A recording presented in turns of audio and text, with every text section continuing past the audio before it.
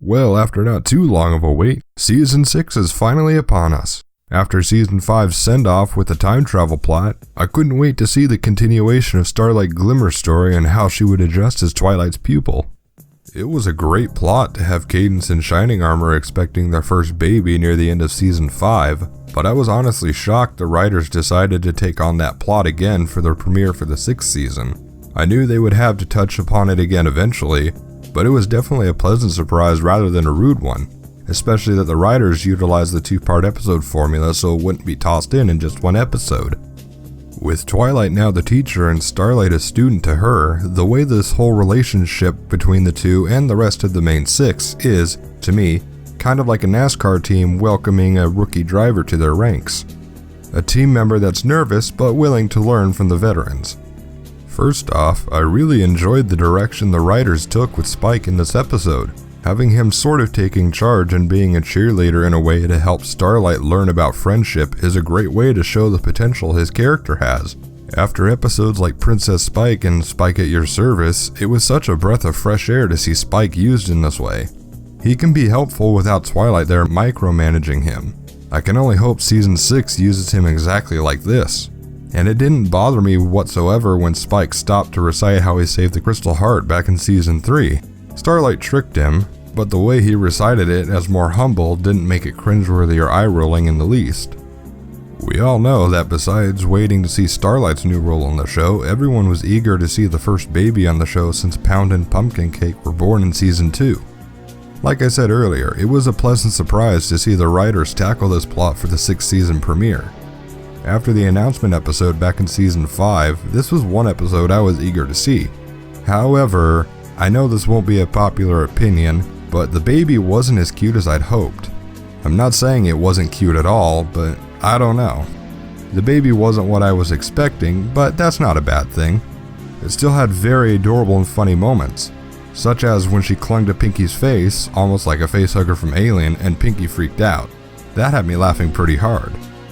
Another thing is that it wasn't really much of a surprise to me that the baby would be an alicorn. I actually would have been more surprised had it just been a unicorn, a Pegasus, or heck, even an Earth Pony would have been more surprising. And just in case an Earth Pony sounds too far-fetched for Cadance and Shining Armor, remember that Carrot Cake and Cupcake, two Earth Ponies, had a Pegasus and a unicorn for twins. However, that expectation didn't ruin anything as the baby's magic surges caused more of a unique problem for the episode.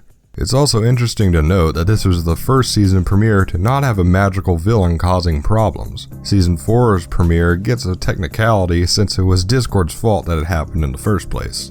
The comedy with Shining Armor acting paranoid and incoherent the moment he appeared was spot on. Every one of his freaked and stressed out scenes kept topping each other. My personal favorite was when he was so exhausted that he accidentally slammed helmets backwards onto a pair of guards, only to have all the guards back away in fear.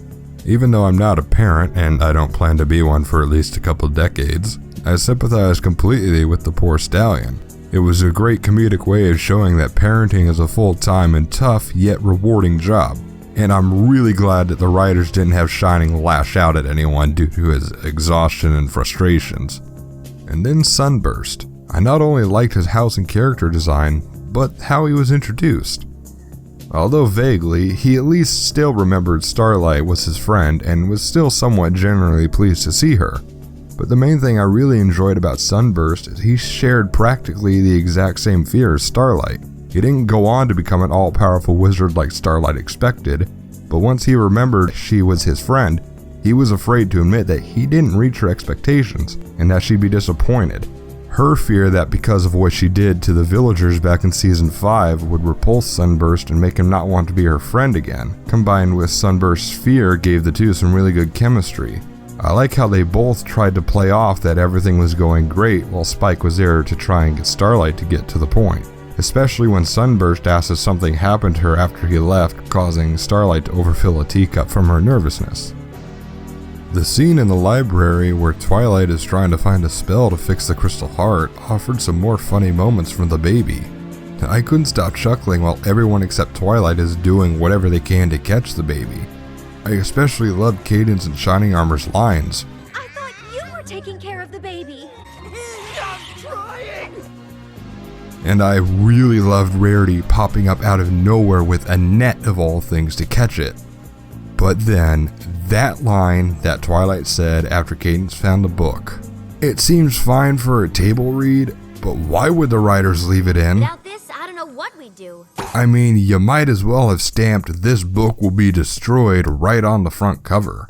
The writer should have omitted that line or reworded it to something subtle like, this could work. I really enjoy the way that Spike and Starlight found out that Sunburst wasn't a great wizard. Instead of the two of them digging around and finding out the truth, the tearful admission by the poor unicorn just helped make him feel more sympathetic.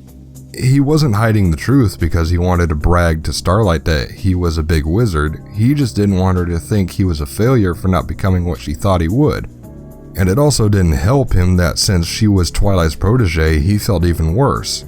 I completely feel for Sunburst when he said there's a difference between reading about something and knowing how to do it. And just like Sunburst, Starlight's confession is another great emotional one. I like how the emotions that she'd been bottling up since Twilight mentioned that Sunburst lived in the Crystal Empire finally came out in a tearful confession.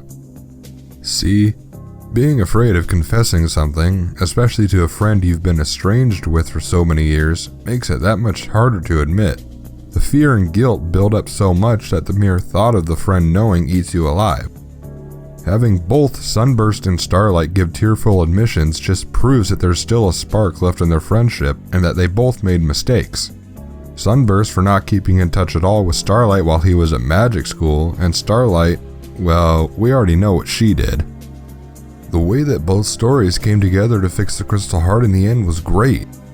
The thing I really liked about it is how Starlight used her magic to help the others while Sunburst was the one who figured out how to fix the heart in the first place. And with the fixing of the heart, it sort of symbolizes that Sunburst and Starlight's friendship was finally repaired after it being damaged for so long. I also can't help but smile at the family moment at the end when Flurry Heart has her crystalling, and that her magic was finally calmed down thanks to Sunburst. Back in Season 5, I was wondering why Nightlight and Twilight Velvet were not at the announcement in Ponyville for their children, but having them show up and speak for the first time in the entire show made up for that. And once again, I loved Spike in this episode. Him reassuring Twilight that she was a good teacher had me worried. I was worried that he'd start taking credit and bragging about how he came through for Starlight, but he didn't. He was focused on reassuring his oldest friend that she had nothing to worry about. Again, writers, please use Spike like this for the rest of the show's run. I actually like his character, and I like to see him used to his full potential just like here. So, now that Season 6 is here, I have to say I really enjoyed this season premiere. Both plots were given fair and equal time and came together fairly cleanly at the end. I love the emotions that both Sunburst and Starlight went through while rekindling their friendship.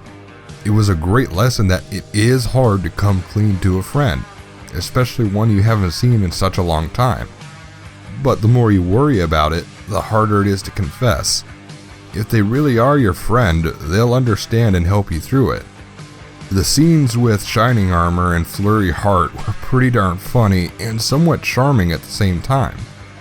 But my favorite thing about this episode wasn't just Spike himself, but the chemistry he had with Starlight.